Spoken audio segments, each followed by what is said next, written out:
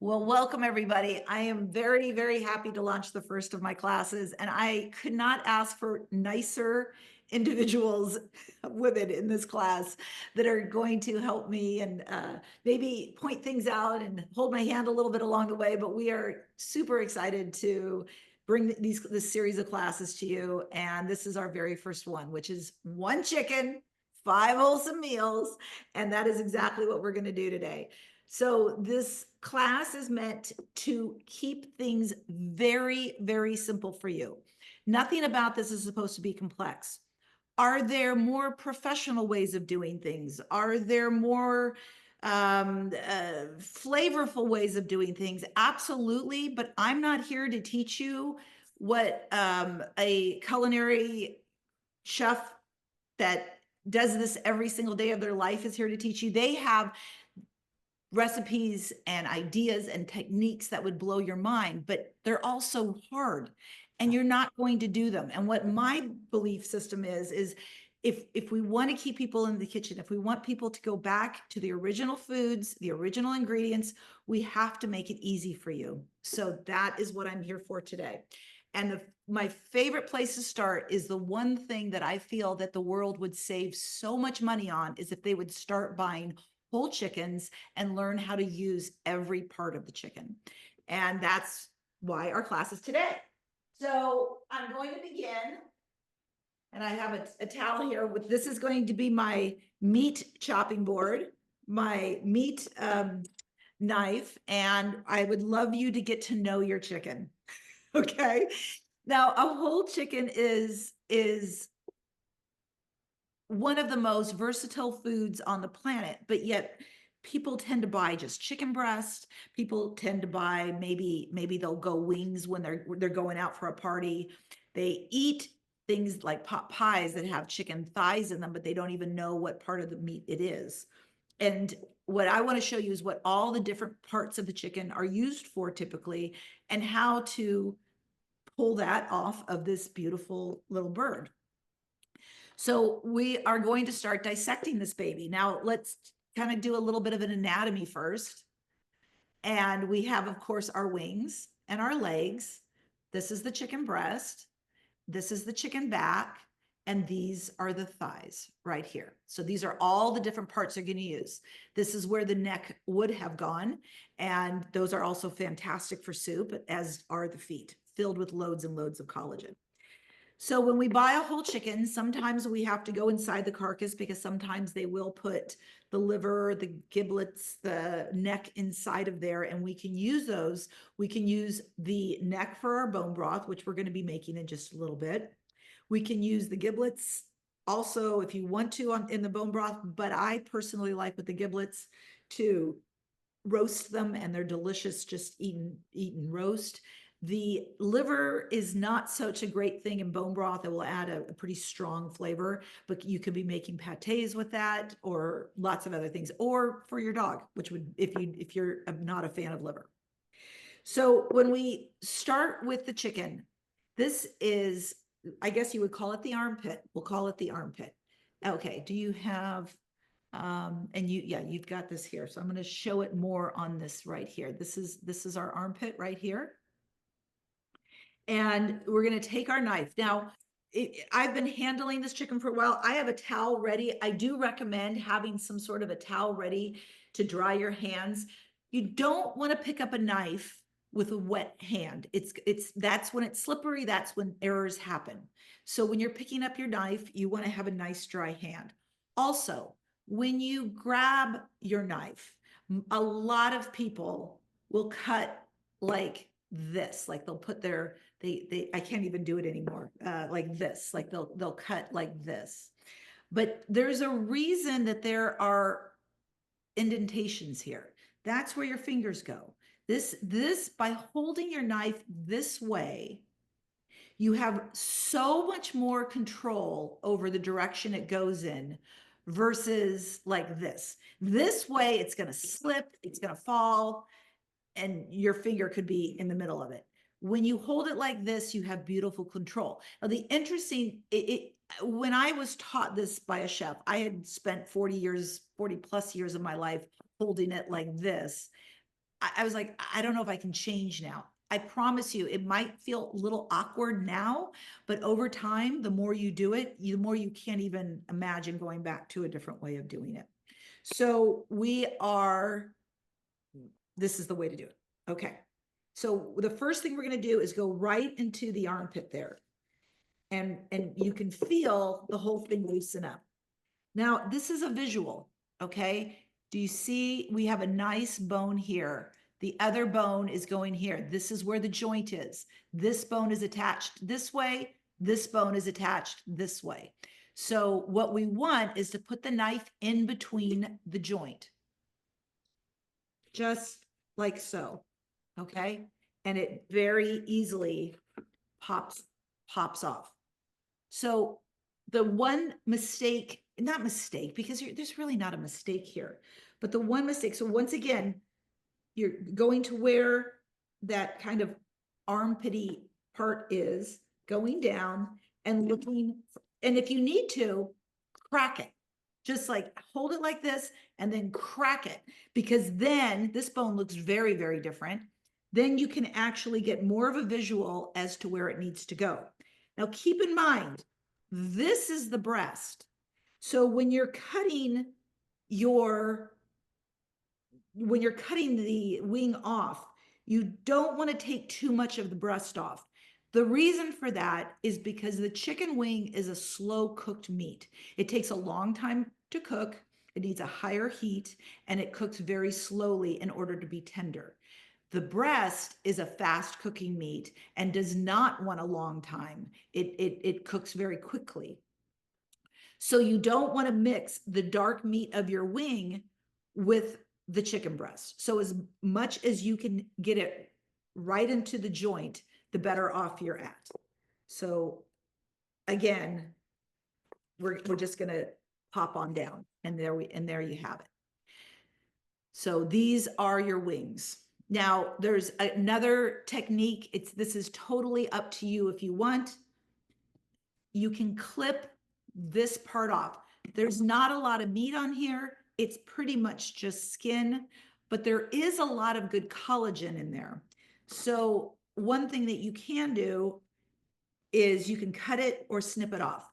Kitchen scissors are one of my very, very favorite tools.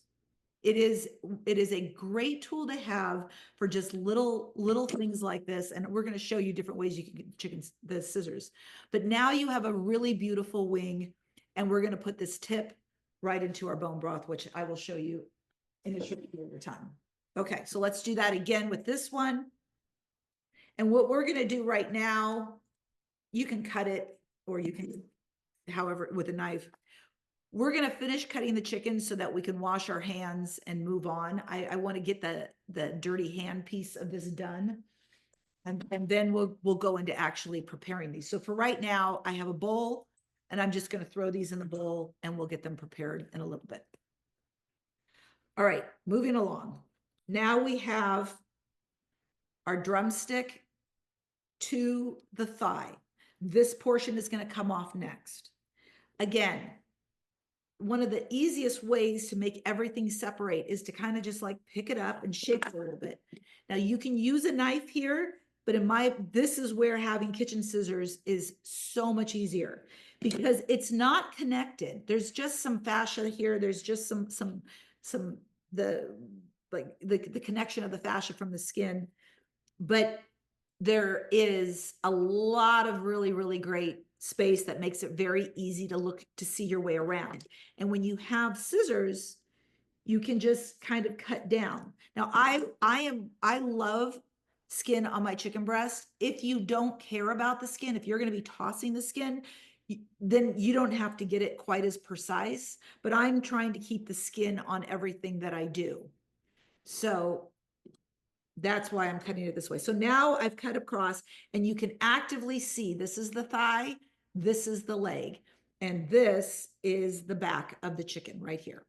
So I'm going to go down. Now, one of the most flavorful parts of your chicken, I'm going to turn it this way for a moment.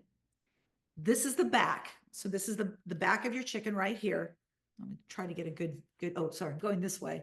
Hello. This is the back right here. If you've put your finger along the back, you can feel the spine, right? Where is it? Yeah, right here. So I'm going to lift this up. Right about here, you can feel an extremely tender part. That is what they call the oyster of the chicken. The oyster of the chicken is the most tender, most delicate part of your chicken. And so when you are cutting off the leg, you want to be mindful to get that oyster into your thigh. So from the inside view, it is right here. So this is why when I open it up, sometimes you can just crack it a little bit, do your inner chiropractic and crack it a little bit. And we want to now cut it right about here. And it goes quite easily if you have a good knife. If you're holding it up, it just pops very easily off. And there's that beautiful tender piece that I just got. And then from there, trying to get this a really good angle here. It just comes right down. And there you have your quarter right here. Okay, we're going to do that again on the other side. I hope you guys are all doing okay here. When I taught this class in my house, there was a lot of hands-on instruction going on.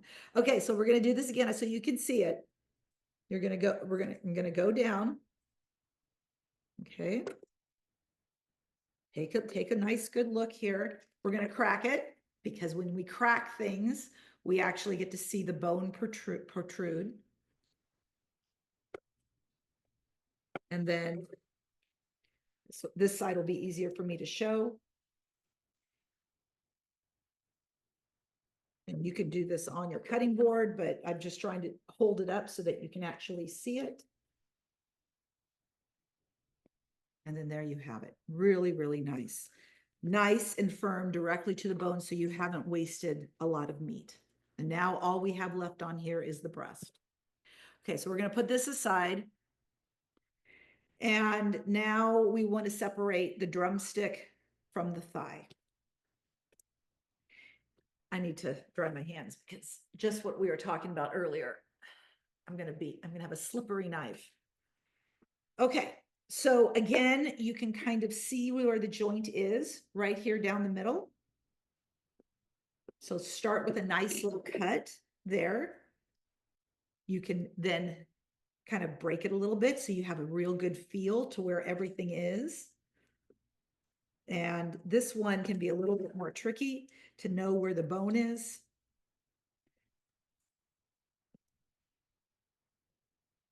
I'm trying to do it so I can show you. So here is the bone that goes down this way. So we want to keep this attached here. And then this is the bone that's in the thigh. So where we're going to cut it is right where I see, now I see the knuckle. Once I see the knuckle, I know exactly that I want my cut to be right about here. And boom, when you know where it is, it goes so fast and easy. Now I have this beautiful, beautiful chicken thigh. Okay. Do this again, right down the middle, do a little crack, boom, there we go. Have a good visual now. I can see where to go. And boom, it goes right down there. Beautiful little drumstick, nicely formed. And now we have our thigh. Now, if you wanted to have a boneless thigh, this is a very easy bone to remove because you're basically just like going down and pulling it out. I never remove my bones on anything that I'm doing because the bones have the collagen. The bones hold a great deal of flavor. So anytime I'm making my meat, I want to cook with the bones in there because I want the flavor of those bones. Not to mention, it's a lot more work to have to take out the bones and certainly not necessary, but there are recipes that you have to take it out for. So I understand. So we're going to put that aside. Okay, we're almost there. You're in the home stretch right now. I hope you're doing okay here. So, how are you doing over there? Great. Okay, good. So, um, now we have our breast, and where the meat kind of goes here, it's pretty much coming down here. Now this part is all back. There's not a lot of meat on it. So we really are just wanting to go here. And then the same thing on this side. We're just wanting to go right down here. Okay. This is another thing that is phenomenal for scissors, because when you have kitchen scissors, which by the way, I bought some kitchen scissors that aren't the greatest, but they were like 30 bucks on Amazon. And let me tell you, for just basic things like cutting a chicken, they do a great job. So you don't need to spend a ton of money on a kitchen scissors, but this is where it really comes in handy. And now I'm just very, very easily just cutting the back off. So now I have all of my breast, I have my back, and we're just kind of popping this apart. Okay. And that's, now we're just gonna cut this part out. There is a wishbone here that keeps it all together.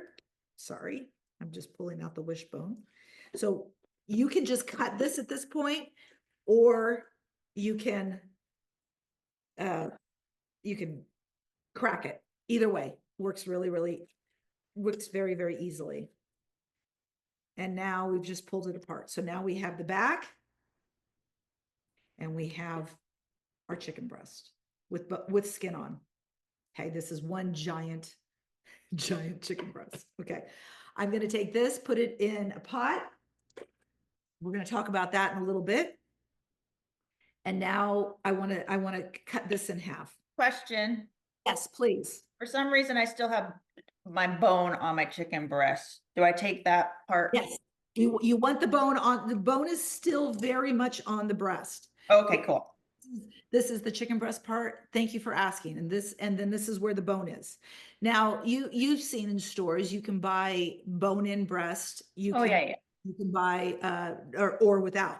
And to take that off, you can do it relatively easy. My recipe does not require you to take it off. As I said, as we talked about a little bit already, is that the bone was going to add a lot of flavor. This is all beautiful, beautiful collagen that we want to have as much of in our life as possible. So I like to keep it in there. But there are some recipes.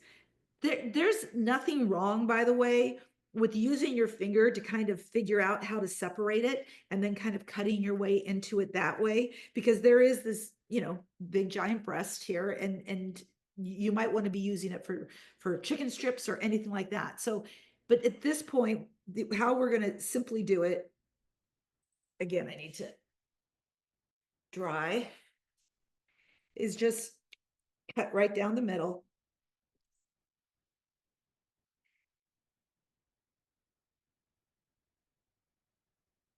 And you might have to break it up a little bit. And you can cut down this side too, kind of break it.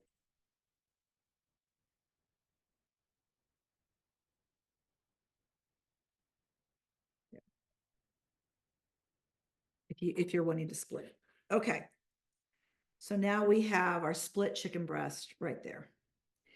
When you are splitting it, it helps to split it on both angles, to split it from this side and to split it from this side, and then make your ends kind of meet. It'll make it a little bit easier to do. And here's the other part. You actually, Patty, you can bring me back to my face now. You don't have to split it. You could cook it perfectly fine in one, because it's going to cook the same way, and then you can cut it afterwards. If splitting the breast is really hard and you're really challenged with it, don't split your breast. Keep it whole and then just bake it that way. Okay, I'm going to do a quick little wash of my hands. Would you mind washing this? And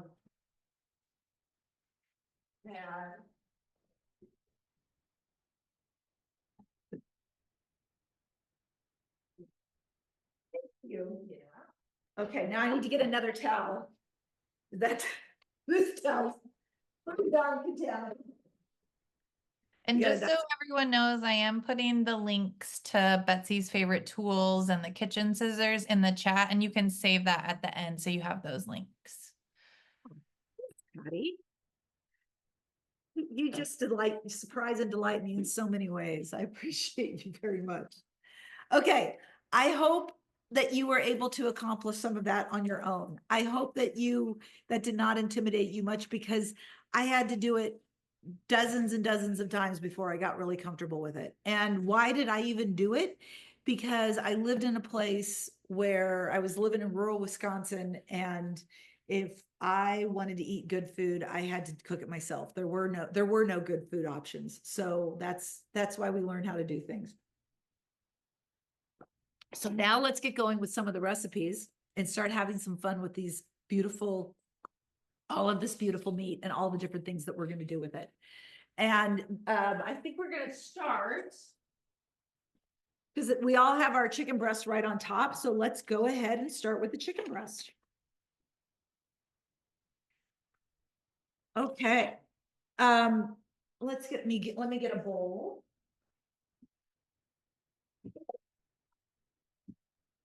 Casey, the sous chef there, ready to help. Casey and Carolyn, the sous chefs.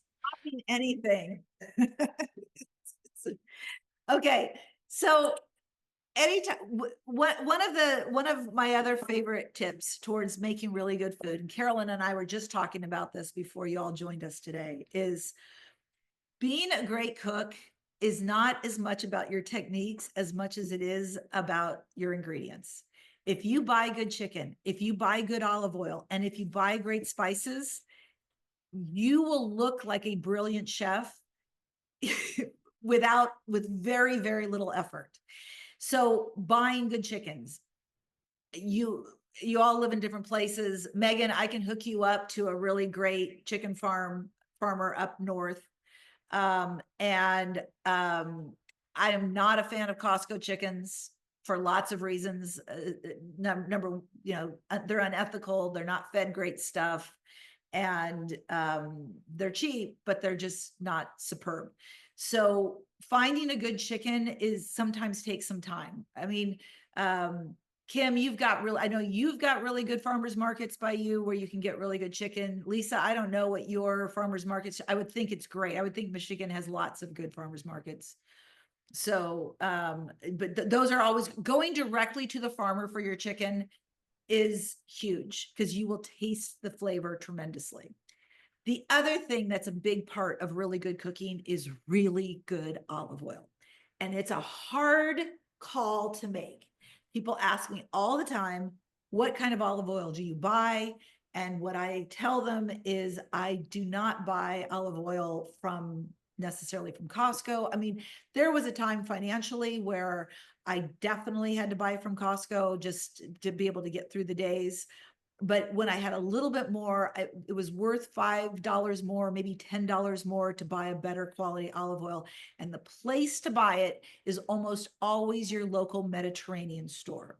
Any sort of a place that has international foods, especially Middle Eastern foods, those are fantastic places to be able to purchase olive oil from.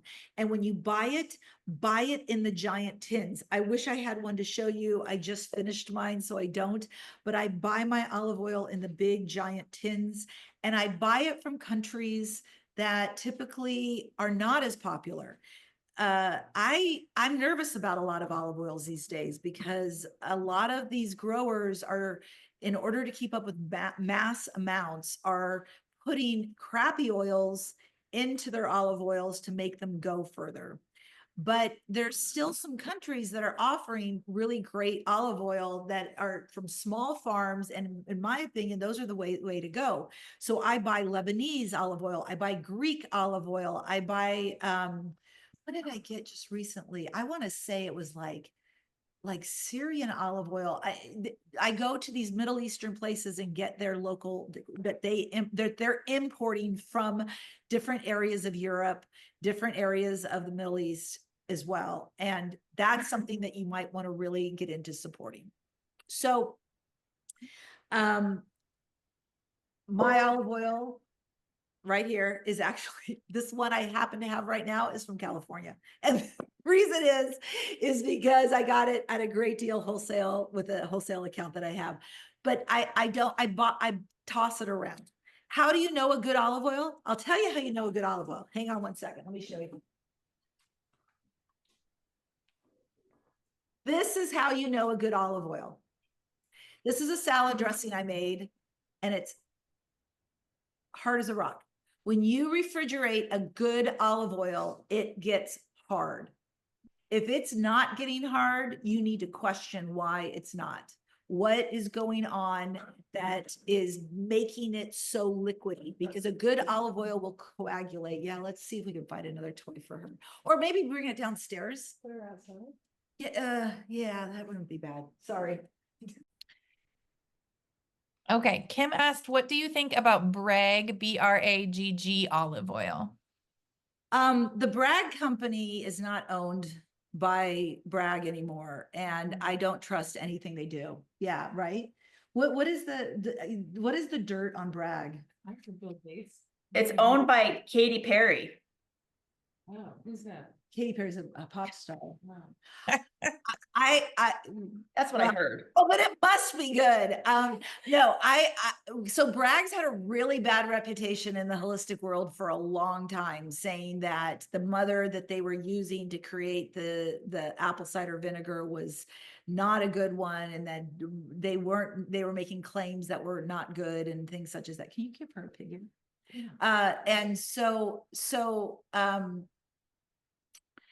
I'm not a fan of it. So as far as olive oil is concerned, I would go with like some good tin for that. I didn't even know they made an olive oil. Bragg's actually makes an olive oil. They make an olive oil, and I've been a big Bragg Really? purchaser, but now I'm not.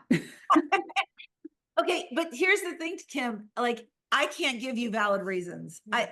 There are some things on my feed that when it comes up, I see it like, don't buy Bragg because da da da da da da da.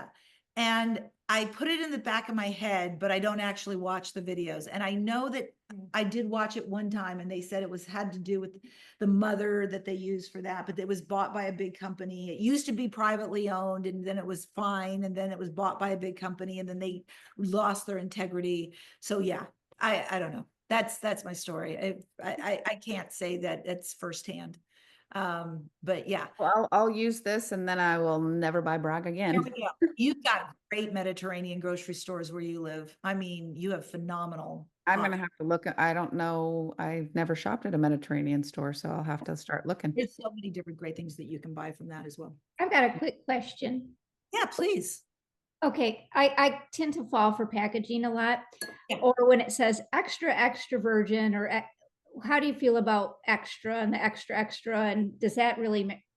Well, so if they're referring to the first press, so when you have an olive, just like with wine, I mean, if you have an olive, it has its first press. The first press is going to be the most virgin of the virgin, and that was what they would consider the extra. Then they Okay. probably do a second press, and then they can still qualify that as extra virgin. So there is some very, very fresh pressed. My daughter works at a winery, Hudson. They sell at Oxbow. If any of you have ever been to Oxbow in San Francisco, and they make a one press, which would be considered like an extra. It's a very like virgin press type of an olive oil, which is superb. That olive oil should never be cooked with or heated. That is a finishing olive oil. If you have an extra virgin olive oil, and it's very expensive, that should be for drizzling over a salad, drizzling over vegetables, drizzling over the pasta, but not something that you're cooking with. Okay, Because you're ruining the integrity of the freshness of it. so when you get it in the can, it doesn't necessarily have to say extra. It should say extra Just virgin. extra, but not extra. Plain olive oil Gotcha. is Okay.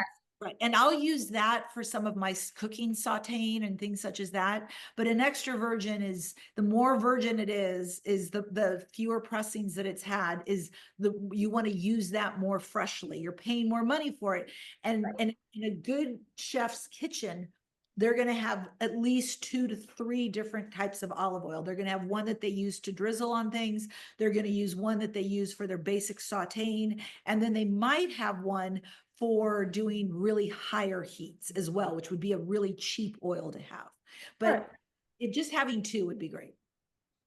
My other favorite oil, since we're on the subject, and we are okay on time because the cooking of the chicken part's going to go like that, is I use beef tallow. I'm very blessed. I live near, again, Megan, we'll talk. I live by a great man who raises beef, and I get tallow through him. You make it yourself? I do. Yeah. I melt it myself. You can render it as I render my own lard as well with pig back fat. These are extremely inexpensive fats to use. They're very, very natural. And I will tell you also, this is just a silly plug, but I have joined the tallow face cream bandwagon.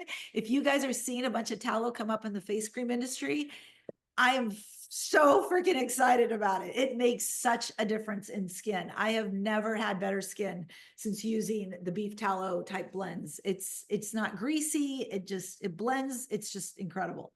I use ghee a lot, which is clarified butter. So if I want something to have a buttery flavor, ghee is a great fat because it will give it buttery flavor, but the ghee has the casein removed. The casein is the white part of butter that will burn. So if you melt butter and you want to cook in something, it becomes brown and like turns brown. She can go on. But if it's clarified, then you're going to get that buttery flavor without the burn. And I do have some duck fat that I'll use for roasting vegetables, which maybe I might do today. And yeah, and then of course my olive oil. Anything else? And we're going to start with just get your recipes ready. We're going to start with the herb mustard chicken. This is the most complex. So let's get on with it really quickly.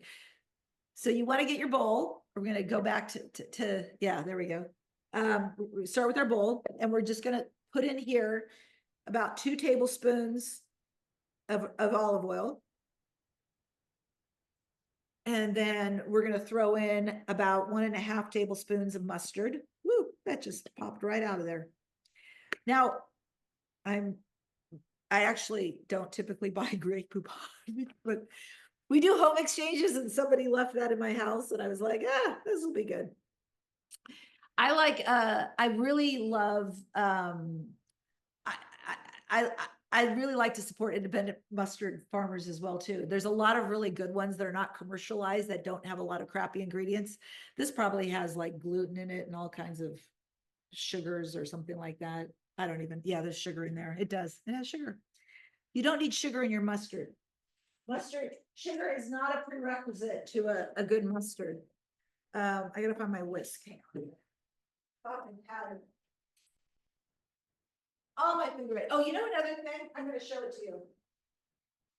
I could use this, but I'm going to show you this. This is actually on my Amazon store too. This is one of my favorite tools ever. A mini whisk. They are the best because sometimes you're just trying to just nicely whip something, but it's a great thing to have for making just like a little bit of salad dressing. Okay, so now we have. Carolyn is on her toes. Okay. Now, I don't know how many of you, if you got any of the seasonings from Mountain Rose Herbs, you don't need to, but anything that kind of like is like the Mediterranean. Now, here's the one that I have. I have to tell you, this is probably my absolute most favorite seasoning ever. I think it's just because in general, I love Mediterranean food, and I love the flavors in this. Mountain Rose Herbs, the link is down below, that you can get through it. I think so. Is it, Patty? Is my link to Mountain Rose Herbs? Because it's on my website. Is the link? I'll include it. You keep going. I'll get it in there. Okay. So here, this is the one I'm going to use for this particular. If you don't have that, you can use some oregano, some thyme, some fennel. Let's see what's in here. We've got oregano, garlic, rosemary, fennel, and thyme. Yeah. And those are the basics for just a really, really good herbed thing. You can also use fresh herbs. This is not a time of the year that a lot of us have fresh herbs, unless you're Kim, because Kim can walk out any place in San Jose and find a rosemary bush like ready to go. Because that was my favorite thing about living in California is like rosemary's everywhere. So you literally could go out and get a bunch of fresh rosemary and start chopping it up and just throwing that in here. I have it in my backyard, which I should have gotten this morning. Gosh, the envy I have, the envy. So we're gonna do about 2 tablespoons of this. Now, one other little tip, if you haven't thrown it in yet, I want to show you, is this was taught to me by one of my good friends who's a chef, is that before you put dried herbs in, to squeeze them and kind of like press them with your fingers and putting them in. By doing that, you release some of the oils on them. You know, if it's been sitting in your pantry for a couple of years, there's not going to be a lot of fresh oils left in it. You really shouldn't have herbs that are much more than a couple of years old, and preferably 6 months is the max if you can use it that fast. But squeezing them a little bit helps release the oils. So, okay. So we're going to put that together too. We're going to add a little bit of salt. What kind of salt to use? I have 2 different kinds of salt. I have sea salt, which I'm going to use here. I love also real salt. And you can use Himalayan salt, but the Celtic sea salt has more minerals. Yeah. Carolyn, who's my friend, who's here, whose birthday it is, by the way. She is also our local homeopath here in Bellingham. So she is my, gives me lots of information. And put some pepper in there. Okay. And now if you have your lemon nearby,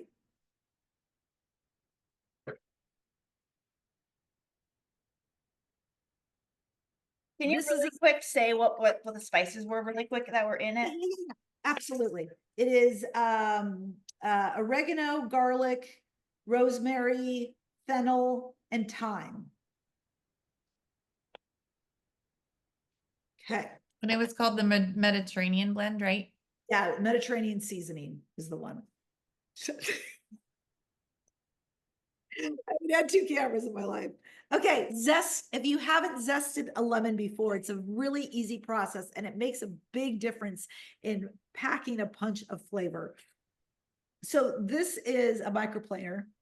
They're very affordable. I don't think it's on my store, but probably should add it there to my Amazon store. But they're very easy to use. They're very affordable. And all you're really doing is you're just kind of moving the lemon around, and the beautiful zest of the lemon is popping into whatever it is you have down below. Let me show you what that looks like. I'm going to do a little bit here so I can show you. It's like little fallen snow. And we're going to throw that in there. Is it an optional thing? Absolutely. Does it make what you're making to the next level? So much so. You can put in as much as you want there. And then let's go ahead and squeeze, while we're at it, just a little lemon juice in here. Acid will help any food. When you use acid in your foods, so many times people will make things and they'll say it's missing something, and almost always it's acid. So lemon juice, vinegar, white wine, a little bit of wine sometimes, or it's trying to think of other things that people use for acids.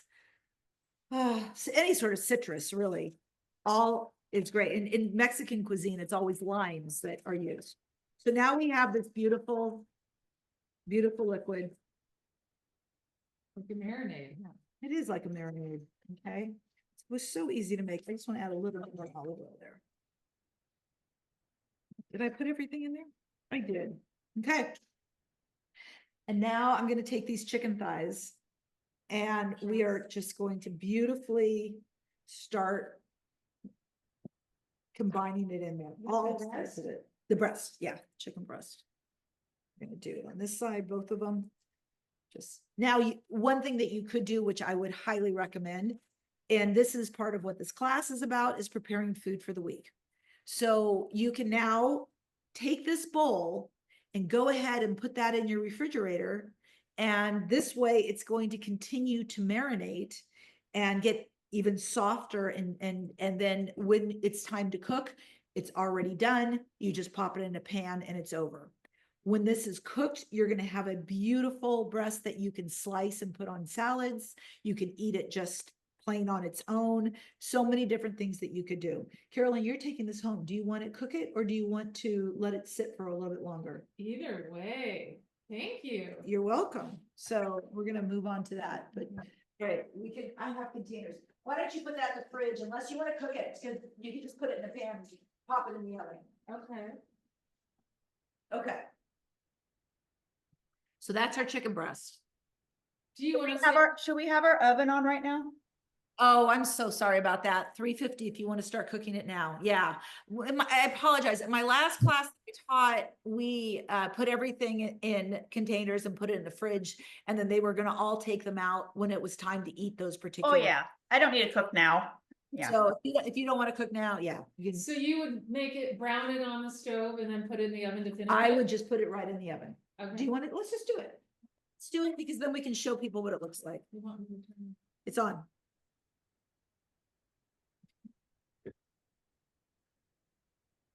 And when you put something in the oven, you want to put the skin, oops, sorry. Where am I, Patty? I'm so sorry. Either one, either one. Okay, so you want to put the skin side up so that it gets nice and browned on the skin. What if you Don't- took your skin off? If you want the skin off, you can, but then you would flip it because you would flip it so that the bone is up. Okay. But I don't recommend cooking with the skin off. Even if you don't want to eat the skin, cook it with the skin on because it will protect it. It will keep the flavor in there trapped and nice, and it'll give it so much moisture of a flavor. But the skin is delicious and it's good for you. You know, your hormones, put that in the oven.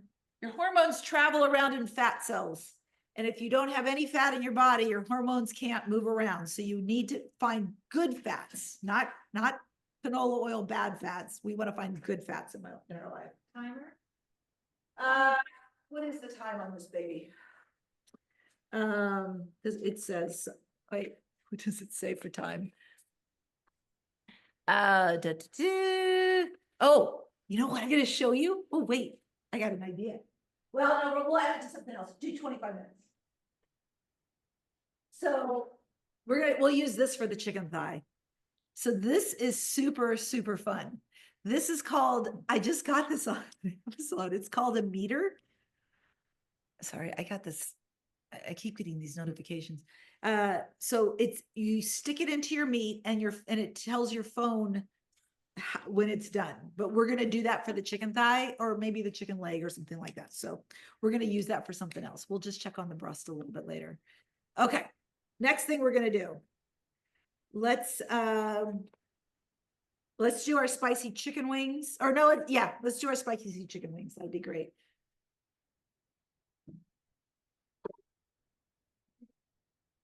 Doesn't have to. We're good. Okay, spicy chicken wings. So easy. Now, this is one of those things that you can also do really nicely if you like air fryers. I don't cook a lot of stuff. My favorite thing for my air fryer is bacon. But as far as chicken wings, they can go really, really well in an air fryer. Do any of you, oh, you know what? I'm going to give the air fryer instructions for anybody who does want to cook it in an air fryer. For an air fryer, you would cook it at 300 for 15 minutes. And then you would finish it off at 400 for just 5 minutes. And that's for a big chicken wing. If it's a smaller chicken wing, go less than that. But we are going to first, again, get your bowl ready. you do not need a lot of olive oil in this because we're just going to virtually be making kind of a paste. You could actually get away with not using olive oil if you would like to altogether. But I do find that the olive oil helps the herbs to be able to stick. And so for this one, I have a chili lime salt, but you could really use any sort of a spicy flavor that you might have, any sort of a seasoned salt that might be more on the spicy side. Chicken wings are the place to go with spice. So whatever kind of salt, you could do something that you typically use for chili, even like a chili spice. What else would go well with something this way? A za'atar, if anybody knows what za'atar is, za'atar would be fabulous on a chicken wing. There's really nothing that you could do wrong. But this particular one is called the chili lime salt. So we're going to go ahead and put that in there.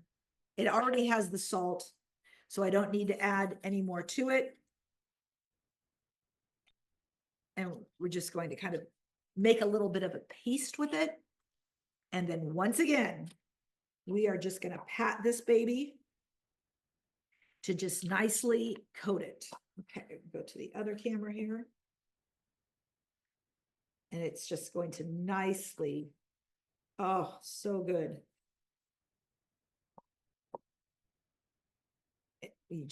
You want to make sure like you get all those little crevices in there, get it in there. And then we're going to cook this in this pan. So you might be asking, what do I have here? This was a little bit of the chicken fat, pork rinds, cracklins, whatever you want to call them. For my son, Joey, who I'm always trying to get him to eat more fatty foods. He loves having something like this. This is great for kids, especially little ones, to get them really good nutritious fat, is to kind of also fry up the fat a little bit. Okay, so we're going to put that nicely inside that chicken, and now we have it ready to go. Okay, let's put this, you can put in the oven too. You have lots of space in that oven. All right.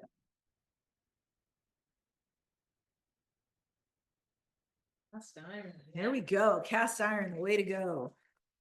Now let's do mole. Okay, chicken mole. So I need to hang on. I got some water.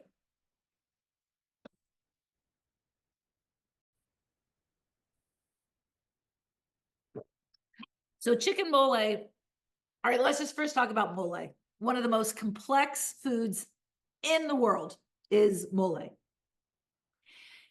When you go to chef school, you will often, like, the pinnacle of your education is going to Mexico City, because one of the most complex, incredible foods in the world is mole, and it is insanely difficult to make. It's about 30 to 50 ingredients, depending on what version you're getting of it. It is a combination of so much beautiful roasted, slow roasted foods, making into a giant paste. Extremely complex. We're not going to do that. What we're going to do is do a much, much easier version that gives it the flavor. So, did something happen? Oh, speaker just, I don't know what happened there. Oh, sorry, I was getting a phone call. Oh, shoot. What just happened? Sorry. So what I'm trying to do with the chicken mole is to give you the beautiful flavors of mole without having to do the work. And it starts with a really good seasoning. Now there's two different brands that I have found that have like a good powdered version of a mole. I have the Mountain Robe has the cacao chili powder, which is the one I had suggested.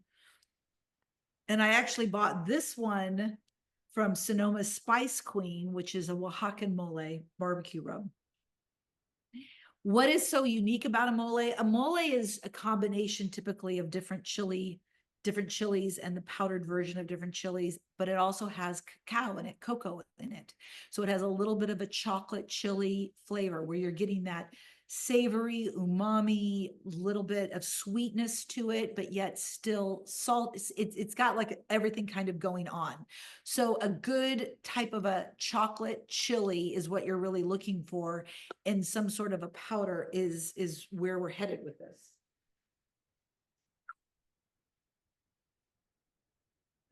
My little bowls. This is a tiny bowl, but we'll be fine.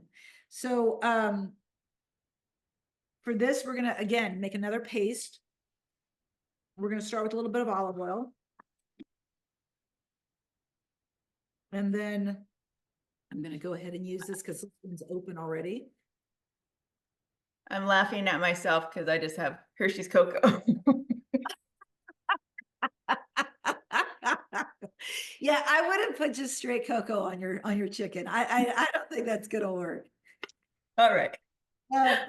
So, so I'm gonna go ahead and put in, what is it, about a tablespoon or whatever you want to use. That it's you really, it'd be hard to get it wrong. And again, we're just making this nice little paste. And it looks very chocolatey, but has a beautiful cumin smell to it, a nice chili smell to it. And we're gonna take our thighs and do exactly what we've been doing with everything else. We're gonna give it a nice soak. Oh, how beautiful. Look at that, beautiful, beautiful, beautiful. Throw that on the pan. Now, what would I use this for? This would be amazing. By the way, if you have a good Mexican seasoning, that would work really well too right now. What I wanted the chicken thighs, I typically use chicken thighs in a lot of curry. I make a lot of curry, which I did not make on this class, but chicken thighs are also really great for any sort of a Mexican meal, like if you're making beans and rice, or you have tortillas, making some sort of a chicken mole that you can slice up and then be able to go ahead and just put that on a tortilla. Incredible, incredible. So I would serve that. Hang on, sorry, that here. I would serve that mole. I would cut it. When it comes out of the oven, is there still room for that? When that comes out of the oven, I would take out the bone. I would slice it in strips. I would take fresh tortillas, some fresh cilantro, some lime juice, a strip of an avocado, and I would put that beautiful piece of chicken mole in my tortilla, sprinkle the cilantro on, sprinkle a little bit of lime juice in there, maybe sour cream if you're a fan of that, and make a taco out of it. Absolutely one of the most incredible things ever. But you can also just serve it as like a main dish. Okay. Chicken drumsticks, last one. We've already got the bowl. I've already got my bowl here ready to go. So I'm gonna pop these off to the side. And we're gonna be doing, actually, I don't need to pop them off to the side. We're just gonna go ahead right into here and just do a little bit of olive oil. And now I'm gonna use the Caribbean spice. Now the Caribbean spice that I have, just so that you know, it is garlic, pepper, turmeric, sea salt, ginger root, fenugreek, coriander, paprika, ancho pepper, mustard, cardamom, anise. I know, right? Like, what an incredible list. Caribbeans, I taught, this is one of my strangest claim to fames, is I taught cooking classes in Barbados. I was on Good Morning Barbados. That was my that was my first brush with fame. And but I learned a lot about the beautiful flavors that they have there. And this is so great because the Caribbean is a combination of so many cultures. One of the greatest places to learn that is Belize. If any of you have ever been to Belize, Belize is like the most melting pot of cultures imaginable. They have the best of everything. And when they work together, it can be magical. So you've got a little bit of that curry, but then you also have this beautiful kind of peppery and so much beautifulness going on. So this is called the West Indies rub, but we're going to go ahead and put that on there. A curry powder would go really well with this if you wanted to do it that way. And again, we're going to do with it what we do with everything else. We're just going to nicely marinate these in there. I want that a little bit stronger. And the other thing to be careful of, turmeric stains. If you know, you know. Ruined so many, so many clothes with turmeric in my life. Brand new sweater, and it was an expensive like white sweater. And what happened was Joey takes a turmeric like liquid in the morning, and he accidentally like flailed it at me. It wasn't his fault, and the turmeric went on the sweater. And I went to the cleaners, and they're like, you know, the best thing to do is just to make your sweater in turmeric. So I did. I just soaked the whole thing in turmeric, and then I had a beautiful yellow sweater. So there you go. That's your fashion advice for the day. Okay, so now what do I have anything left for this? Well, I'll just put this in the fridge and then we'll cook those up later. You can have those another time because you've got a lot of activity. All right, stop it for a second while I just quickly wash my hands. I decided to use this meter into my chicken breast, and I want to show you how it goes. So you have to make sure that it really goes all the way in and that you're not touching the pan, that you're actually in it. So let me show you how it works. Oh, shoot. I have to stop the video. Okay, that's okay. We're okay. I can stop. I'm going to stop this video for a second here. Okay, meter. The meter's linked to your phone. Yeah. So hang on. Go away here. Later. Okay. All right, go away. Here we go. Okay, so will you open it up? Oh shoot, you can't see that, can you? Start recording again or no? No, I don't know if can you it doesn't It just looks white. doesn't look white. All right. Oh, there you go. Oh, yeah. So you get this thing. It says set up cook, and you choose chicken, poultry, and you put the chicken, and then you do the breast, and you say you're cooking in the oven, and then you do start cook, and now it gives you, it's at 81 degrees right now. It needs to get to 167. And right now it's figuring out about how much longer it's gonna take to cook. So it's a nice little, it was $50. They had more expensive ones. I'm pretty happy with the $50 ones. So, yeah, it's a really great little tip. Okay, now I'm gonna go back to my, wow, handled that. Here we go. Okay. I'm back. I think I'm back in. Called a meter, MEATER. I have one and I love it. Do you? Oh, I didn't know that. Yeah, I bought it for my husband actually because when he grills, he ruins everything. Yeah, right? So I bought him this and I use it. He doesn't, but it's fabulous.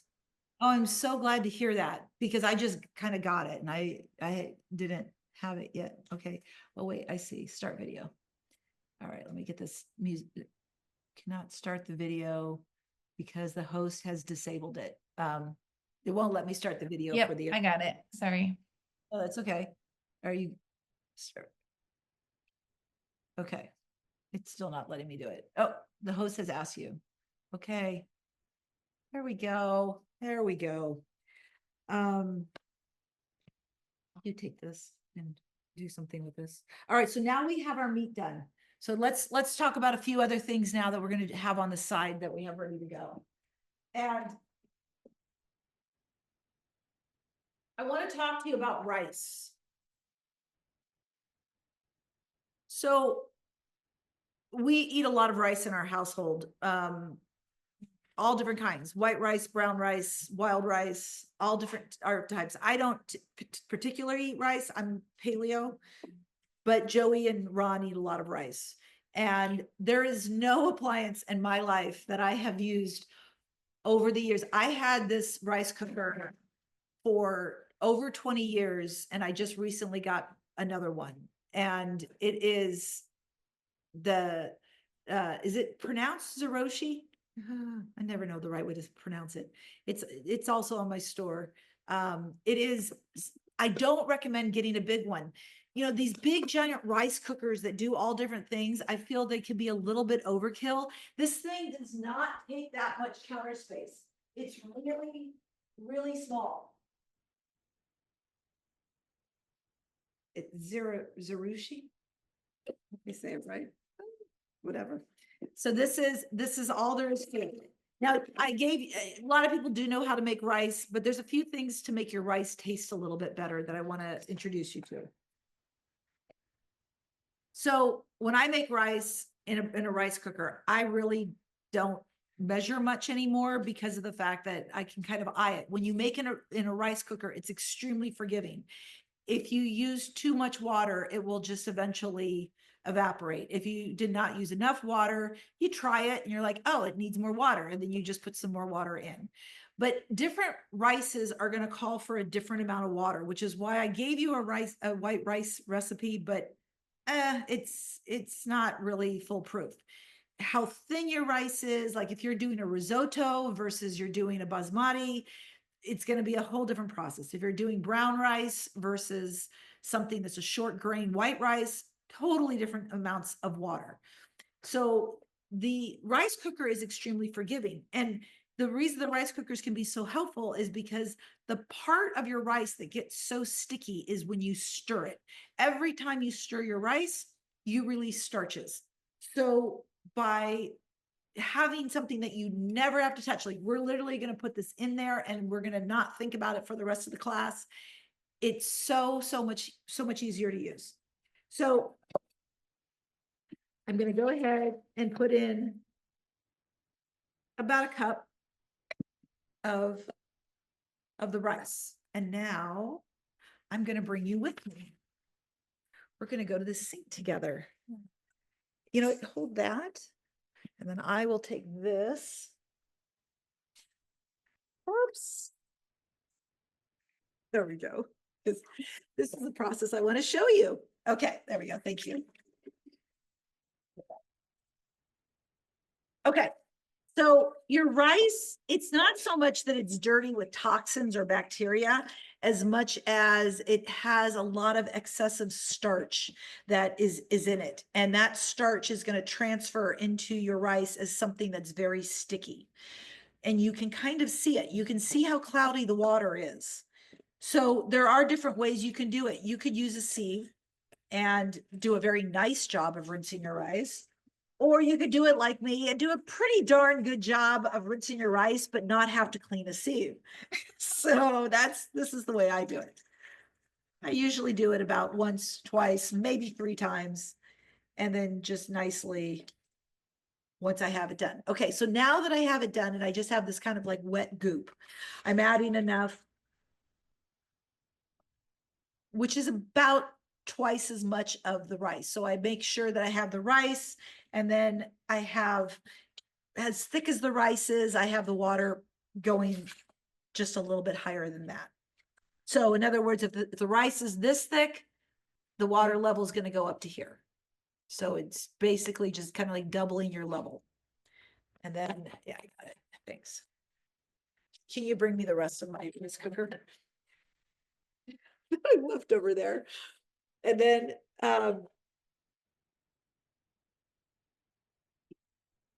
okay. And then all we're doing is we just put this on here, just the lid, there. And then, and can you bring me my salt? Just any salt is good. There it is. And we're just gonna throw some salt in there. We're gonna put our lid in. Now, one little small tip. If you do have a rice cooker, the steam is gonna come out here, okay? Do not, let me put this up here. Do not put it under here, okay? This is just particle board. If you are steaming rice every day of your life, and your rice cooker is underneath your cabinet, you are going to really destroy your cabinet. So always pull it out so that the steam comes up a different way. And then you simply press down and it's done. That is the last thing that we have to do with it, which is so nice and so easy to not have to think about that much anymore. Okay, so now we've got this done. And now let's do we just have a couple more things to do. We're gonna do some vegetables. We're gonna get some vegetables ready. What's our time? We've got 45 minutes, perfect. And then we're gonna make salad dressing and then we're done. So we're on the home stretch now and we have some beautiful chicken cooking for us right now. Okay. Roasting vegetables. I think I'm gonna do this one. Thank you. So what vegetables that you want to use? Prepping your vegetables, getting ready to just kind of roast them all at the same time. I want to give you all the benefits of doing this. The fact that we're going to pre-make these vegetables is because if you roast your vegetables, the amount of things you could do with your pre-most roasted vegetables is so incredibly endless. You can use them with your eggs. Like I make loads and loads of frittata. And so much so, here we go. So I made a frittata yesterday. I basically had a bunch of leftover sauteed vegetables in my refrigerator. And I just took all those vegetables. I put them at the bottom of a pan. I added some I added some bacon. I did add some bacon to it. And then I threw like 8 eggs on top of it, put a little bit of cheese on the top. I use a dairy-free cheese and baked it. And now I've got breakfast for days. I have these nice little pieces of breakfast. So having these roasted vegetables in your kitchen, plus also, you know what that feeling's like when you come home and you're ravenous and you just make really poor decisions? Having roasted vegetables in there is something that you can quickly just grab and eat and just put in your body. One of my very favorites of all the roasted vegetables is everything done? Well, the chicken's not done. But the wings might be done, yeah. Let's take a look. It's kabocha squash. Now, this is my absolute favorite. No, those are definitely not done. Maybe they are done. Yeah, I think that's good. No, sorry. Can you give it about 3 more minutes? Yeah. I should have showed them why I did. Wait, come here. Let me show you why I didn't think it was done. So I don't have a thermometer in here.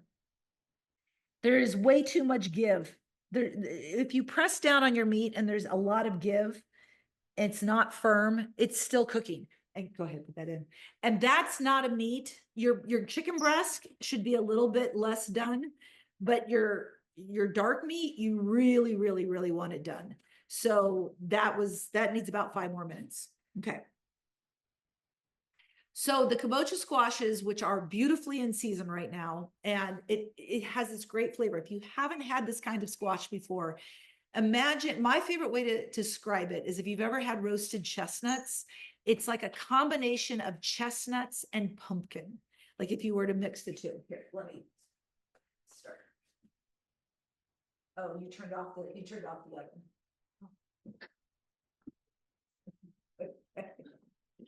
So it's like a combination of, yeah, pumpkin. So, but they're hard to cut, aren't they? They're really, really hard to work your way through, and even harder to kind of scoop out the seeds. So I was cooking something earlier this morning for my breakfast. I'm like, oh, I'm going to use this kabocha squash for my foods today. I want to go ahead and, get that ready. And I put this whole into the oven for about 20 to 30 minutes, depending on how the size of it. It really isn't going to make that much of a difference. It is not fully going to cook in 20 to 30 minutes. That's not what I want it to do. But by putting it in the oven, whole like that, let's go to the other camera right now.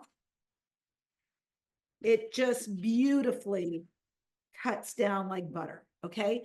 As you can see, it's still raw. It's not fully cooked inside.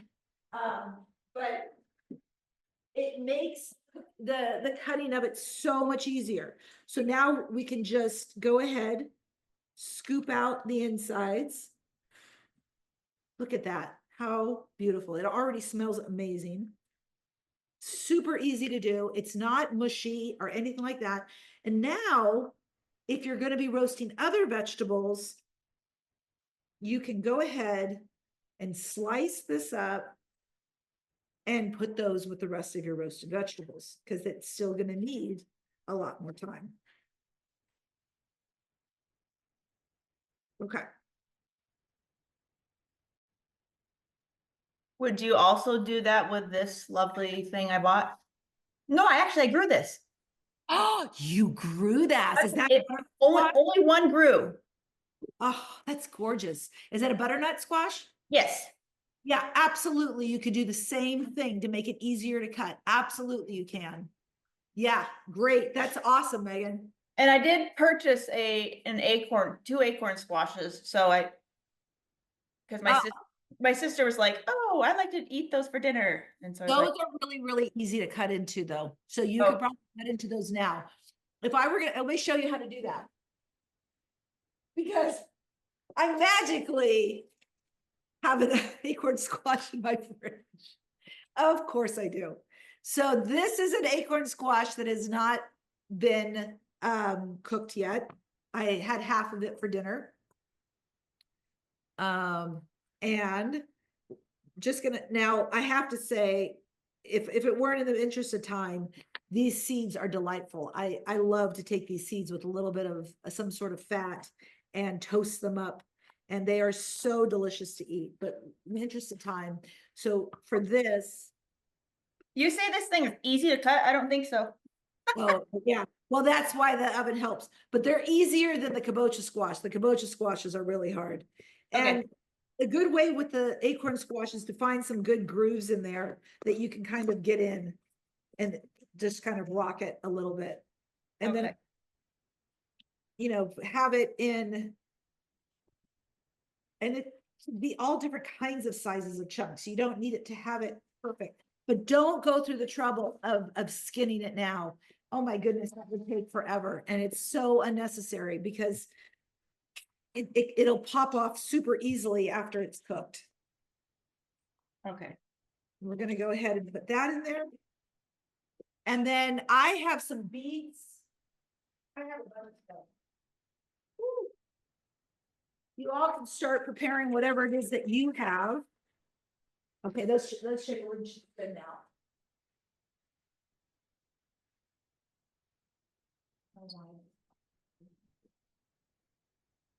Okay.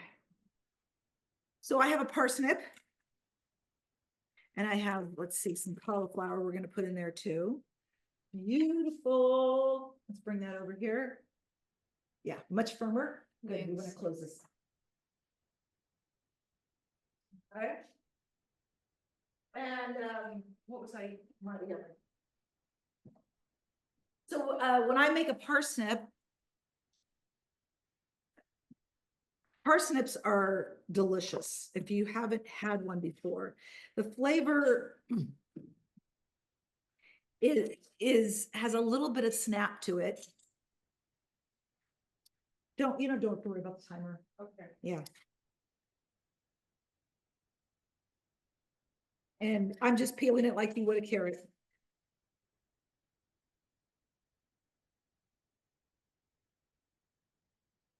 Okay.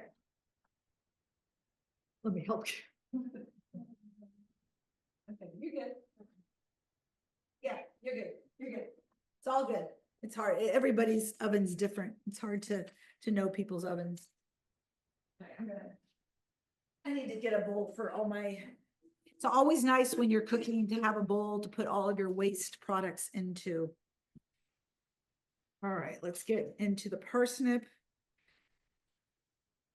I make a lot of parsnip fries.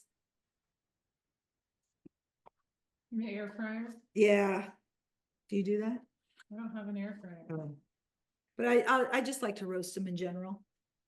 And throw those in there. Yep. You know, anybody out there have any views of air fryers? not hearing good things about the health benefits of an air fryer.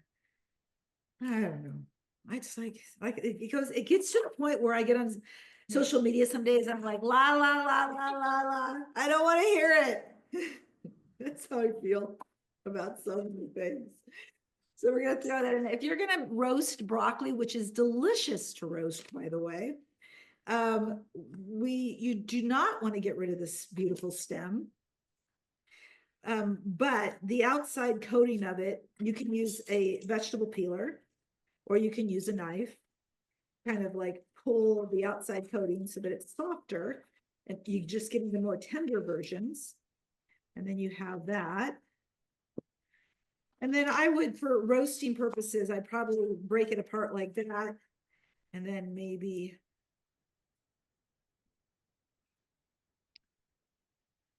and then just have it like the little florets. There we go. All right. And then the other one off? Nope. It's not. Okay. And then with these, if you like these, I wouldn't do anything with them. I would just put them right in to roast them just like this, because once they cook, you just pop those tops off and they're good to go. So throwing those in the bowl just like that. And then I'm going to do a little bit of cauliflower. Again, for this, I'm just going to kind of work away at the middle. There we go. Pull that out. And if you take out that core piece, then all of these other pieces are just super easy to just break it apart.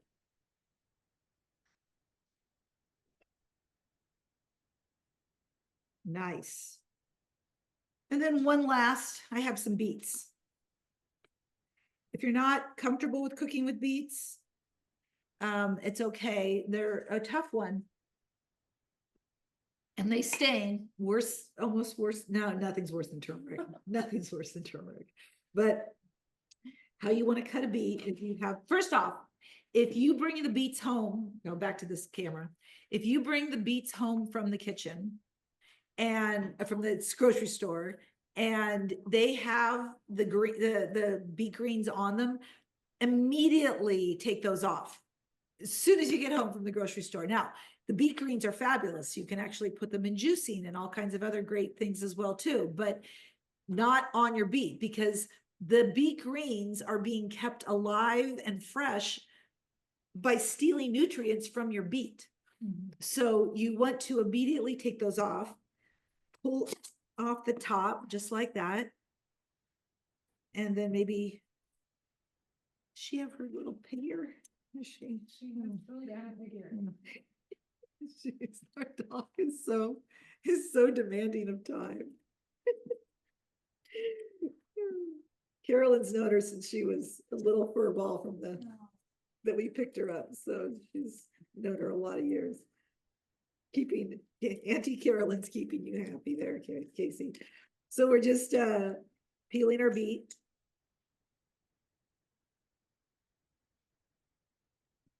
Betsy, can I tell you that this chicken smells divine? Which one do you have in the oven? I have the mustard. Oh, it's so good. Oh my gosh. I can't wait until it's done. I know. It smells so good. It was, I feel bad when I taught the class in my house.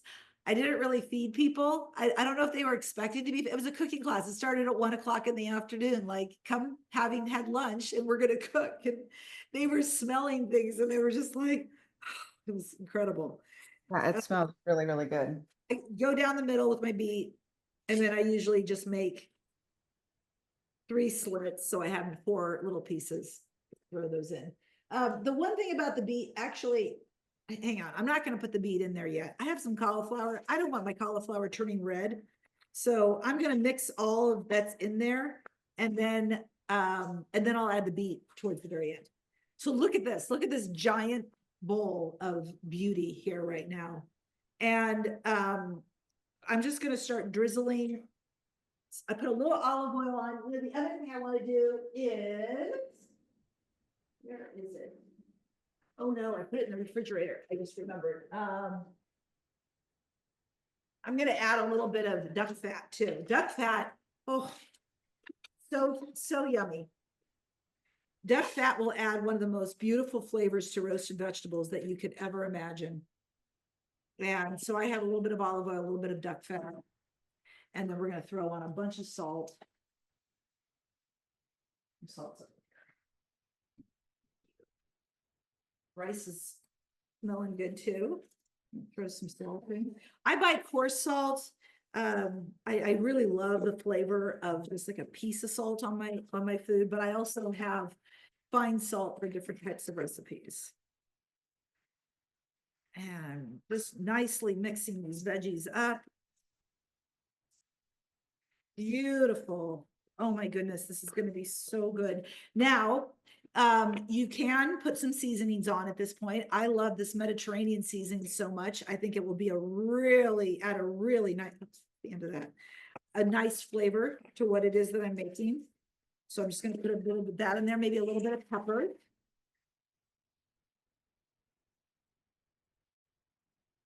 Pepper is going to add that umami flavor that's so delicious.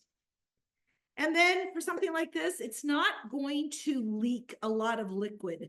So you can use a small lipped type of a baking pan or sheet.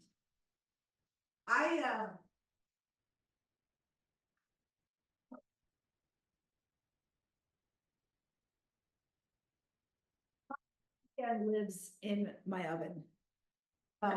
It's a stoneware, which is by far my favorite type of thing. Let's bring this over here. Okay, let's move. Oh, we never did make the bone broth yet, have we? Can we see that? Okay, okay.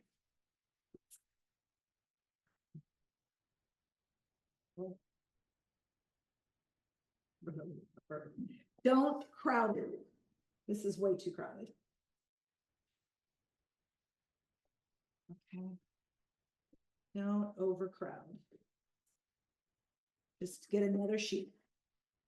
Do it a quick little once over to make sure that everything is nicely covered. And then you're good. Yeah, I think that's. Do we have space anywhere in here? Yep. This is good. Put them all in. Ooh, yum. Get that lovely chocolatey flavor going on there. We need to add now our beets. Yeah, can you move it? Thank you so much. Let's go ahead and add the beets. A little bit more on here.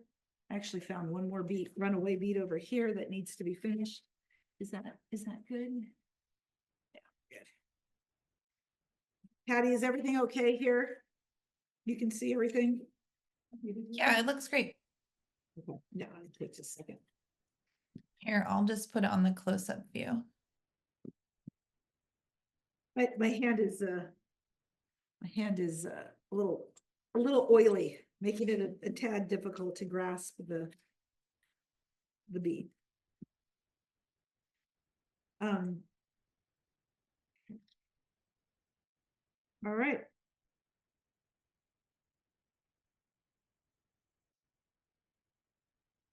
Throw that in there. All right.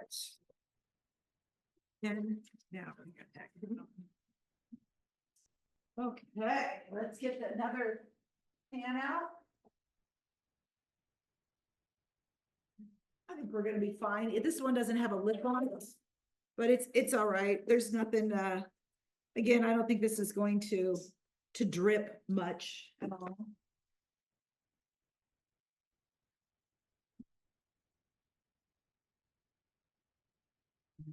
It's a little crowded.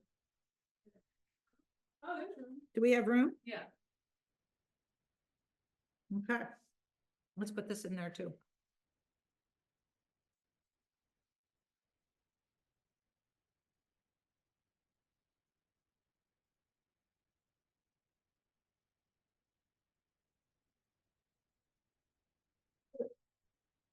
wonder if my meter is turned off.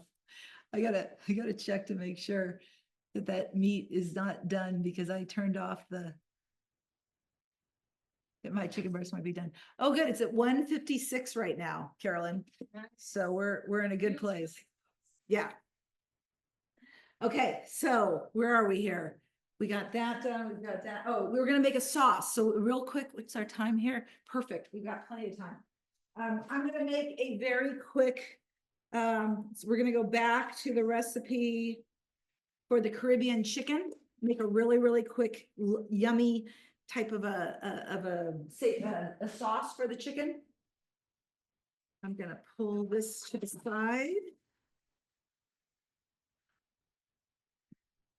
Okay, thank you so much for doing that. And I'm just gonna go ahead and take this baby. That aside. Great. Let's get a little bit of a bowl. Some wine. Just in the, now we're in the sauce portion of the class. Okay. So I have my rinsed cilantro and we're gonna chop this up. Now you could certainly put this in a food processor. I gotta tell you, chopping for me is one of the most meditative things that I do. I love to just sit here and just chop, chop, chop, chop. Just kind of look at it, just enjoy this beautiful herb. Now this, you could do this with lots of different herbs.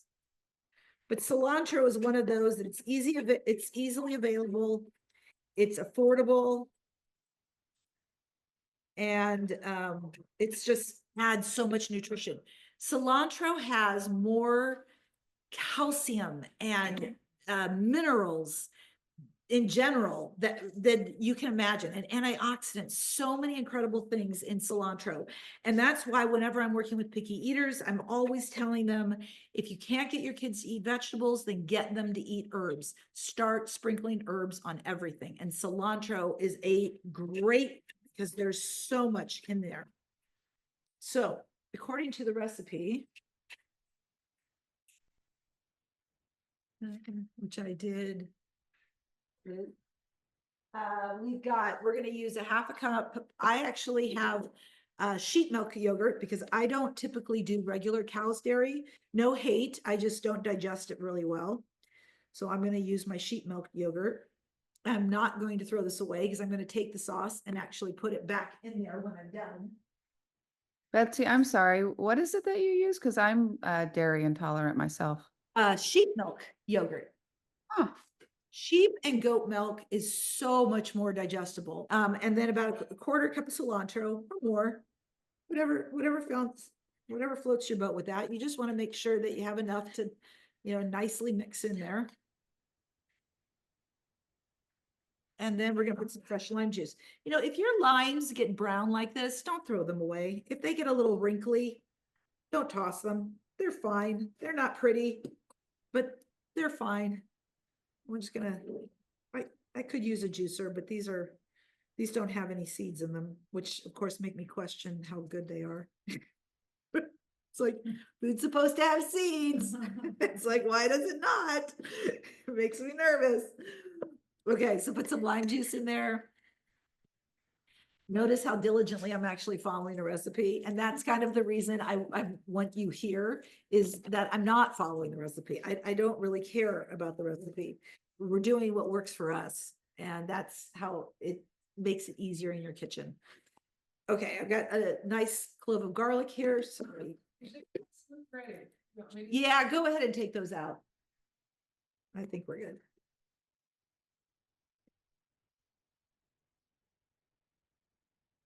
Beautiful. Yeah, that looks great. Oh, yeah, beautiful. Want me to take that out? No, let's keep it. Okay, so I have a little bit of garlic. I'm gonna throw that in there. Some nice fresh garlic.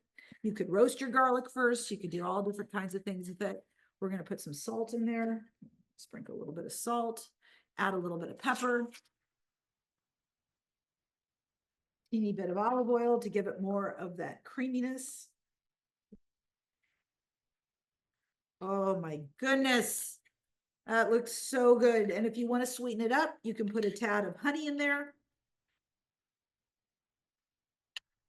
So what do we have here? We don't have our chicken. That's the one thing we didn't cook is the chicken drumsticks. And that's what this is for, but who cares? Let's take this little piece of chicken right here. Ooh.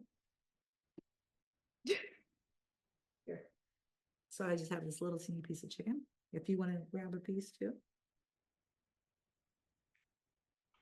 Oh. That was so good.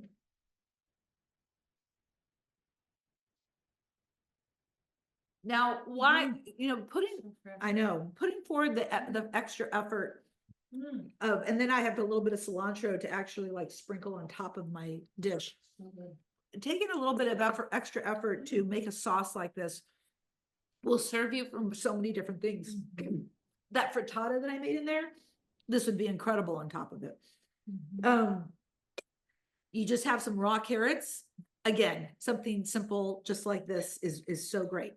The difference between this and some really, really bad for you Hidden Valley Ranch is like night and day. I mean, this is, everything about this is nutrient based. Every single ingredient in here is helping your body be the best it can be, as opposed to a Hidden Valley Ranch where every ingredient in there is hurting your body in a different kind of way. So taking the time to make something like this. Now, this will probably last no more than about 3 days before it starts maybe getting a little watery and not so desirable. What's actually turning is not so much the yogurt, it's the cilantro is starting to break down, and then that's going to make it more watery. So every day it'll become a little less thick and a little bit more watery, but there we go. Now we have this here, and I'm going to take those roasted vegetables. Oh my gosh, we can eat this with the roasted vegetables. How yummy is that going to be? So we've got that too. I'm going to keep the rest of the cilantro. We're going to put it in our salad dressing because that's the last thing we have to make. Right, what did we just make? Oh, this is a sauce. We're doing it. We're doing it. This is great. Oh, I have to eat that. Everything just looks really good in the house right now. I'm getting very hungry. I'm going to start with my, just take the leftover cilantro and put this in my salad dressing. Something I really love to do is fresh herbs in my salad dressing. What a flavor punch it changes. The only thing negative about adding herbs to your salad dressing is the fact that it will not last as long by doing that. And put some salt in there. We're going to throw some pepper.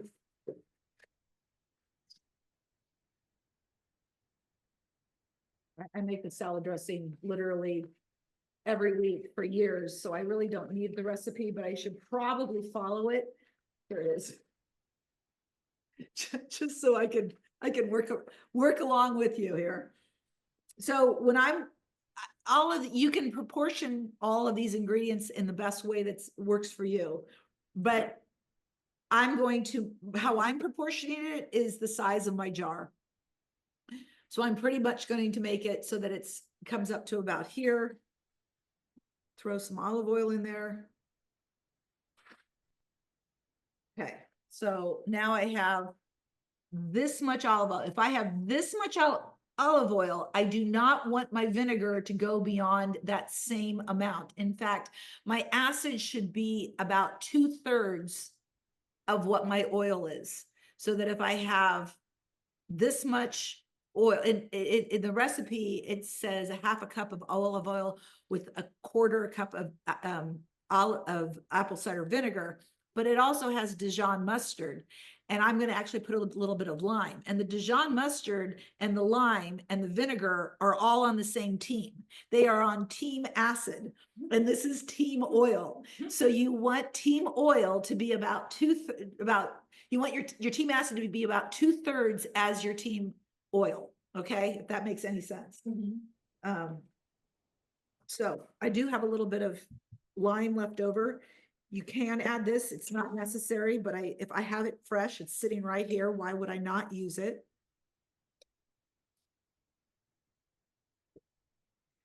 And, just don't let me forget the bone broth. Okay, so let me get my apple cider vinegar. Again, it's really funny, Kim, that you talked about Bragg's, because I'm in the grocery store and I see the Bragg's and it was on sale, and the Whole Foods, which is another company I don't trust, but I bought it anyway. And it's like, but this was cheaper, so I went with the cheaper version. So we're gonna put that in there. That wasn't good. Okay. Tahini, let's talk about, thank you, it's right there. Let's talk about tahini for a bit. Hey, those vegetables smell divine. Keep it closed. Yeah, definitely. Those babies are gonna be in there for a while. Boy, does that smell good. This is my favorite brand of tahini. I buy it at my Mediterranean store. When you're going to buy your olive oil, grab yourself one of these incredible jars. I use tahini in so many different things. I make a lot of protein snacks. We're going to actually, my next class is protein snacks, and on the go protein snacks. So I use some tahini in that. And before using your tahini, first off, keep it at room temperature. I always keep my tahini at room temperature, and before using it, I play around with a little bit. Yes, you could stir it, but it's so much easier to just flip it back and forth. How much tahini? I store mine upside down. Do you stir yours upside down? There you go. Smart. So we're gonna do about 2 tablespoons here.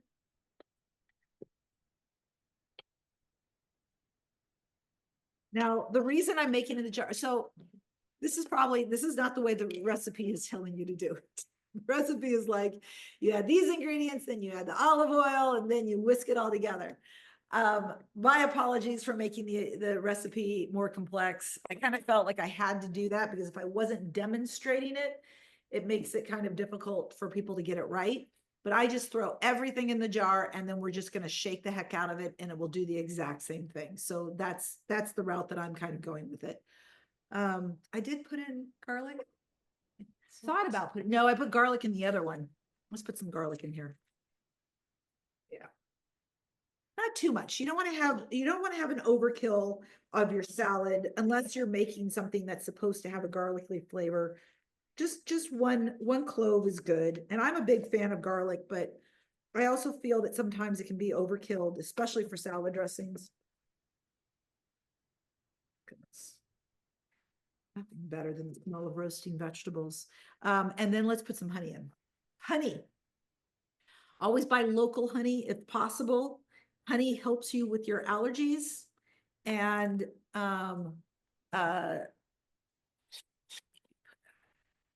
honey is will actually, if you buy local honey, then you are getting honey that will actually help with your local allergies.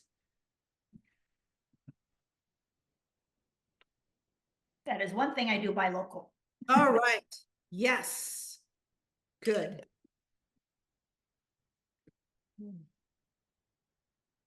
Yum. I think that's it. That's all I had. Oh, Dijon, our little grape pond. I'm happy to get rid of this stuff. Finish it up. Okay.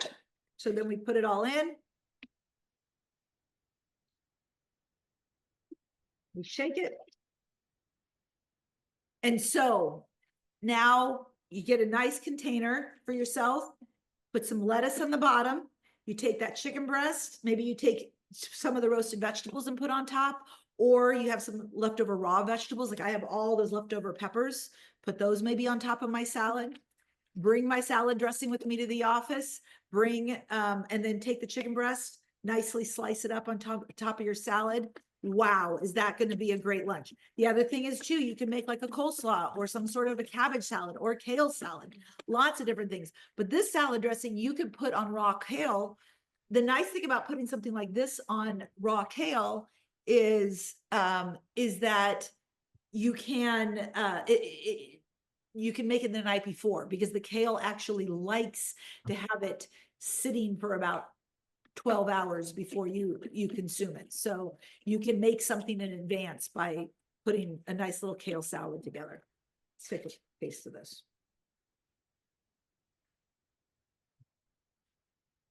you're just not gonna find anything like this better in a store. It's so tremendously good and flavorful. If you're missing anything, maybe add a little bit more citrus, add a little bit of salt. Make sure that you're not depriving your salad dressing of salt. The amount of not good salt that is in versions of salt that are in basic salad dressings compared to the beautiful sea salt that you're putting into your salad dressing is very, very negligible. So don't be afraid of the salt. It's a very, very essential ingredient. Okay, I lied before. Didn't tell you enough about the broth, so let's just finish that up because that's just going to take a few seconds. What is, oh, right on time, man, right on time. So let's go bring you over here.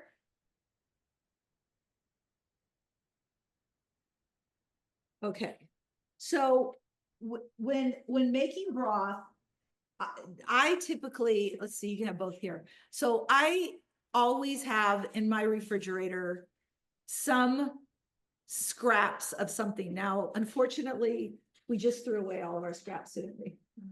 The bowl had a bunch of scraps in it. They're all gone. Are they gone? I don't know what you did. No. Where did we have? Oh, here they are. Oh, yes. So we have all these like little lovely vegetable scraps that are in here. And you can actually use some of these scraps inside of your broth. What I would not use in your broth are anything in the cruciferous family. I wouldn't use Brussels sprouts. I wouldn't use broccoli, cauliflower, exactly, something like that. But you could use like your beet scraps because they will add a really harsh flavor to your broth. You can use your beet scraps, and in that sense, I have like my little beet top. And so we're gonna maybe put some of that inside. Here's my other beet top. Squash really isn't gonna add much flavor to it, so that's not necessary to use. But I do, oh, I know. Let's take that sad forgotten pepper that fell on the floor. Give it a little rinse. And the pepper isn't really, I would not add a lot of pepper to your broth, but just one small little pepper will add a nice little flavor to it. The other thing to add is at least where I have 1 or 2 bay leaves. If they're small, you might want to have 2. Another thing that I envy about Kim is she can walk out in somebody's backyard in her area and just pick a bay leaf right off a tree, which we don't have here. So, well, I guess we do. Do we have bay leaves? I here? grow Bailey. Do you grow bay leaf? Yeah. I gotta come And over. rosemary. You should have a rosemary bush. I know I should have a rosemary bush. See. Let's do that Yeah. next summer. My onion, okay, I'm not going to take a lot for this onion. I'm not going to spend a lot of time cooking this onion. I don't really want to give all of my onion to the broth, but what I do want to give to the broth is the skin and the parts of the onion that I'm not going to use. So I have this onion, these bottoms and tops on. We're throwing that right in there. And then I'm peeling off the outer layer again with the skin. The skin gives it a nice, pretty flavor, but also what's gonna give it this nice little flavor is those little beet remnants. That's gonna give it a nice, really pretty flavor to it as well. And then we want to add maybe some pepper to it. Okay, we're not adding salt yet. This is not the role of salt just quite yet. Parsley stems are fantastic. Do I have any stems? Let's see what I have here. Ah, I know what I have. I have kale. Not gonna put my kale in there, but I am gonna put my kale stems in there. Give it some flavor, give it some nice little nutrients in there. Keep those minerals high. And now in order to keep the to have those bones be able to really be able to you know, leach or have the minerals leach out of them, is we need to put a little bit of vinegar in there. So about a tablespoon of vinegar, and then we're good to go. Now, if I had deboned everything, I would have put all the bones in there in advance. If I bone a chicken, and or I eat a roasted chicken and I have the carcass left over, I put that in my freezer so that when I'm making something like this, I have extra bones to put in there. And because this doesn't have a lot of bones in it, so typically I like to have a little bit extra bones in there, but this is fine for right now. It'll still give us something good. The more bones you can get in there, the more collagen you're gonna have, so that when you make a bone broth, which I have already made.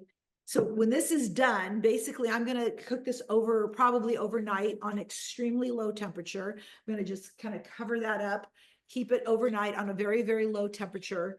And then in the morning, I'm going to strain it. Now, this was made with the carcasses of 3 different chickens, so it's a lot stronger.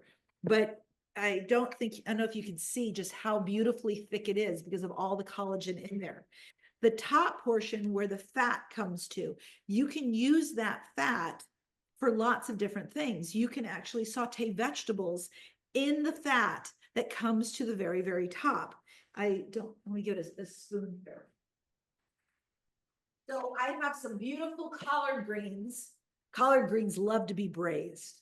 So what I'm going to do when I make those collard greens is I am going to pull out this beautiful fat that's floated to the top, which is going to be a little bit liquidy.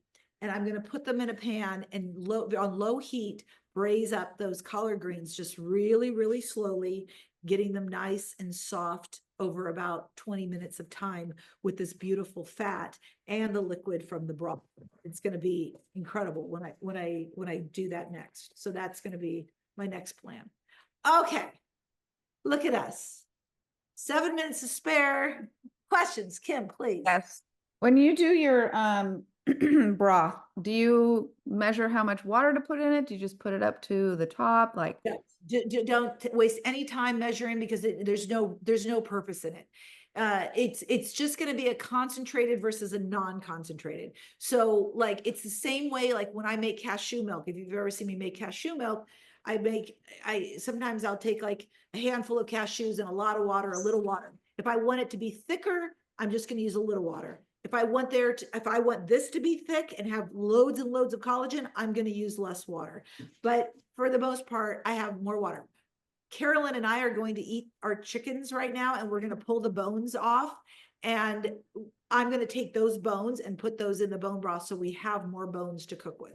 okay. So, What the other question I have is when you're doing bone broth, if you don't have all the scraps like you have, right. you just put like bay leaves and onions and garlic, that's enough, right? Still getting the collagen. It won't have as much of a robust flavor, but it's perfectly fine. And so what I would use that bone broth for, it may not be the greatest soup, or you can use it for soup. Just add your other wonderful vegetables when you're making the soup. But another really good use for bone broth that doesn't necessarily have a lot going on in it is use it to make your rice.